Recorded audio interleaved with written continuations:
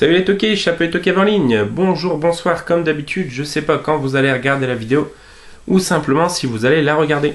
On se retrouve aujourd'hui pour un tout nouveau top. Voilà, ça fait un moment que je vous ai pas mis un petit top. Ça va être un top 10 mais avec 11 films. Et donc, je vais intituler ce top. On dit que la petite bête ne mange pas la grosse, mon cul. Voilà, ça va être un top 10 de bestioles, donc de mes films à bébêtes préférés. On commence tout de suite avec le numéro 11. Je l'ai mis dedans parce que je voulais en parler. Et il y a un rapport avec des insectes sans qu'il y ait vraiment d'insectes. Je m'explique. Donc c'est Bug. Bug qui est un chef-d'œuvre. Pour ma part de William Friedkin, donc qui a fait l'Exorciste. Avec Ashley Judd, Michael Shannon. Michael Shannon, vous voyez forcément qui c'est. C'est entre autres le père de famille dans Tech Shelter, c'est le beau-père d'Eminem dans 8 Mile, c'est putain j'ai un trou, qu'est-ce qu'il a fait d'autre, The Iceman, c'est une gueule, vous pouvez pas le rater, on voit pas bien dessus mais je vous mettrai une petite photo à côté. Et voilà, donc ce film a pour catchphrase: la paranoïa est contagieuse, et c'est tout le principe, le procédé du film. En fait, Ashley Judd, elle est dans un motel isolé dans une région des États-Unis, je sais plus trop où. Et elle a perdu son enfant, elle a des visions, elle est hantée par sa disparition, elle n'arrive pas à s'en remettre. Donc elle est tombée dans l'alcool et dans d'autres saloperies. Et elle crée une chose, c'est que son ex-mari qui vient juste sortir de prison, vienne la voir. Et donc elle a tout le temps cette paranoïa dans la tête. Et elle va tomber sur un gars qui va frapper un jour à la porte, donc Michael Shannon, et qui va venir plusieurs fois la voir, et qui va lui mettre petit à petit dans la tête ah mais t'as vu, il y a un insecte et tout, il va regarder au microscope, il a tout le temps l'impression de se gratter tout le temps, et il va lui transmettre cette paranoïa justement. Elle-même avoir l'impression d'avoir tout le temps des insectes sur elle, d'être entourée d'insectes de partout, et on va comprendre qu'il y a une histoire de complot gouvernemental, de prise de possession de l'esprit, et le final est juste à couper le souffle. Donc si vous ne l'avez pas vu, je vous invite fortement à regarder ce film qui est vraiment un putain de film. Donc Bug. On va repartir sur du plus classique. Donc le numéro 10, c'est le seul film de crocodile que j'ai mis dans ce top. J'aurais pu en mettre d'autres, mais voilà. Donc c'est Lake Placid, donc qui est un film des années 90. Où on retrouve entre autres Bill Pullman, Bridget Fonda et Oliver Platt. Et donc voilà, Bill Pullman, hein, qu'on voit ici, qui est entre autres le président des États-Unis dans Independence Day. Et en fait, voilà, alors je voulais le résumer. Donc, la mort inexpliquée d'un agent de la protection des eaux et forêts déchiqueté avec férocité plonge Black Lake dans la perplexité et la peur. Une équipe d'enquêteurs arrive sur place et découvre une dent datant de l'ère préhistorique. Le garde forestier, Jack Wells, le paléontologue Kelly Scott, le shérif Hank Keough et le professeur Hector Cry vont devoir affronter un reptile de plus de 10 mètres de long, véritable machine à broyer, issue de l'espèce des Crocodilus. Et voilà, il est très très bon, j'aime vraiment beaucoup, ça fait un petit moment que je ne l'ai pas vu, il date de 99. Je sais qu'il y a eu au moins 2 suites, je crois qu'il y a le Lake Placid 2 et 3. Après, je sais pas, mais bon, les suites, je les ai pas vues. Mais celui-ci, il est vraiment cool. Voilà, Lake Placid. On passe au numéro 9. Bon, numéro 9, j'en entends déjà certains venir en me disant quoi, t'as osé mettre ce film 9ème, tu connais rien au cinéma. Bah non, j'aime beaucoup ce film, mais voilà, je suis pas ultra fan. D'ailleurs, j'ai vu qu'une de ses suites, je crois que je les ai pas toutes vues les suites. Donc c'est Les Dents de la Mer. Voilà, qui est dans sa superbe édition. Et bah voilà, je l'ai vu sur le tard. C'est pas mon film de requin préféré, contrairement à beaucoup. Voilà, dans sa superbe édition. Là. Comme pour beaucoup, c'est pas mon film de requin préféré, contrairement à beaucoup, pardon. Voilà, vous verrez, il y a, je crois, 2 autres films de requin dans mon top qui viennent avant celui-ci. Mais il y est tout de même, il est culte. J'aime beaucoup, mais voilà. C'est loin d'être mon Spielberg préféré, par exemple. Donc, Les Dents de la Mer. Ensuite, en 8ème.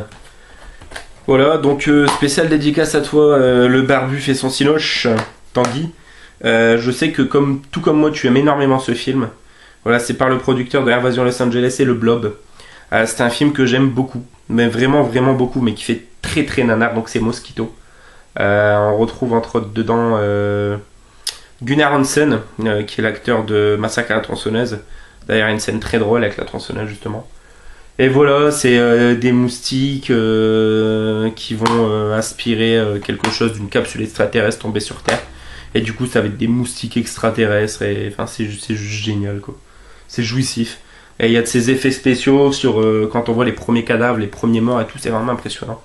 Donc voilà. Mosquito. Voilà, pour le 8ème. On passe au 7ème. Voilà, donc on revient sur du très culte. Si je vous dis Jeff Goldblum et David Cronenberg, vous avez forcément deviné. Donc voilà, c'est La Mouche, qui n'est pas une belle édition, hein, une édition télé loisir. Voilà, ça fait très longtemps que je l'ai pas vu, mais je sais que je l'ai vu, j'étais très jeune. J'ai dû le revoir depuis, mais très jeune, il m'a beaucoup marqué par sa scène du bras de fer. Je regarde vraiment pas forcément un bon souvenir, mais cette scène m'a vraiment beaucoup marqué.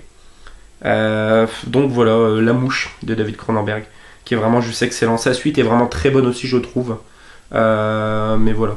Avec une BO signée Howard Shore, qui a fait énormément de BO très connus, qui est vraiment juste excellente. Donc La Mouche. On passe au numéro 6. Et alors le numéro 6, voilà. Pareil, pour certains, ils vont pas forcément comprendre pourquoi il est dans le top, mais c'est encore un souvenir de premier film de genre, entre guillemets, que j'ai vu dans les années 90, qui m'a énormément plu. C'est Anaconda, le premier du nom, parce que ses suites sont vraiment pas bonnes. Dans celui-ci, on retrouve Jennifer Lopez, Ice Cube, John Voight, qui est juste excellent, chasseur de serpents. Et enfin voilà, ce film, je l'aime tout simplement énormément. Et je vais pas m'attarder plus dessus, parce que je pense que tout le monde un peu connaît. Donc voilà. Et on arrive au top 5. Et voilà le second film de requin que j'ai découvert il y a peut-être 2-3 mois. J'ai énormément aimé. Voilà, c'est un petit film australien datant, je crois, de 2011 ou 2010, quelque chose comme ça. Il est vraiment, vraiment très très bon. Donc c'est The Reef, qui est inspiré d'une histoire vraie. C'est un film où on voit pas énormément le requin, justement. Et ça mise énormément sur le suspense et l'intrigue. Et j'ai été vraiment pris dedans. Et les premières scènes où les bateaux se retournent et les passagers, entre guillemets, font pour s'échapper, à tout moment on sent que la bête peut sortir. Et ça va pas forcément être au moment où justement elle va attaquer. Et j'ai vraiment, vraiment beaucoup apprécié. J'ai pas vu le film passer. Bon, seul petit défaut, c'est un ou deux personnages un peu naïfs. Mais après, qui peut dire quelle réaction on aurait face à une attaque de requin. Donc voilà, The Reef en numéro 5. Si vous ne l'avez pas vu, je vous invite fortement à le voir. C'est un de mes 2-3 films de requins vraiment préférés. Voilà, le numéro 4, là aussi c'est du très connu, et là aussi pour certains, ils vont pas forcément voir l'intérêt que ça a à faire dans ce top. Mais voilà, c'est mon top, donc n'hésitez pas à faire le vôtre. C'est un film aussi que j'ai vu énormément de fois plus jeune. C'est ce film qui m'a fait découvrir Scarlett Johansson. Et c'est dans ce film que m'a fait mourir de rire David Arquette, qui est vraiment très très bon. Donc voilà, c'est Arak Attack, les monstres à 8 pattes. Donc enfin voilà, c'est vraiment jouissif, c'est du pur nanar, mais c'est vraiment trop bon, quoi. C'est pareil, je pense qu'il n'y a pas énormément du groupe qui ne l'ont pas vu, mais pour ceux qui ne l'ont pas vu, eh ben n'hésitez pas à y foncer, parce que vraiment il vaut vraiment le coup d'œil. Et on arrive donc au top 3. Et là pour le top 3, bah, pour moi c'est vraiment du lourd de lourd. Donc mon film de requin préféré, que j'ai vu un nombre de fois, pareil, incalculable. Je l'avais en cassette chez ma grand-mère et je le regardais chaque fois que j'y allais. Avec Samuel Jackson, entre autres, Thomas Jane, LL Cool J, par exemple. C'est le réalisateur de Cliffhanger et de 58 minutes pour vivre qui nous sort ce film. Il y a Michael Rapaport aussi. Michael Rapaport, c'est celui qui trahit Scofield dans la saison 4 de Prison Break, le blond là. Je sais plus dans quel autre film il a joué, mais il a une tête vachement connue. Et donc voilà, c'est Peur Bleue. Et voilà, Peur Bleue qui est juste simplement mon film de requin préféré. Et un de mes films de monstres, de bestioles préférés. Enfin voilà, je vais juste vous, pas spoiler, mais donner le début d'une phrase. Dans le laboratoire où ils ont subi les premières attaques, ils commencent à s'apercevoir un peu de ce qui s'est passé, et que les requins ont été mutés, entre guillemets, ils ont eu des gènes de super bébêtes, quoi. Et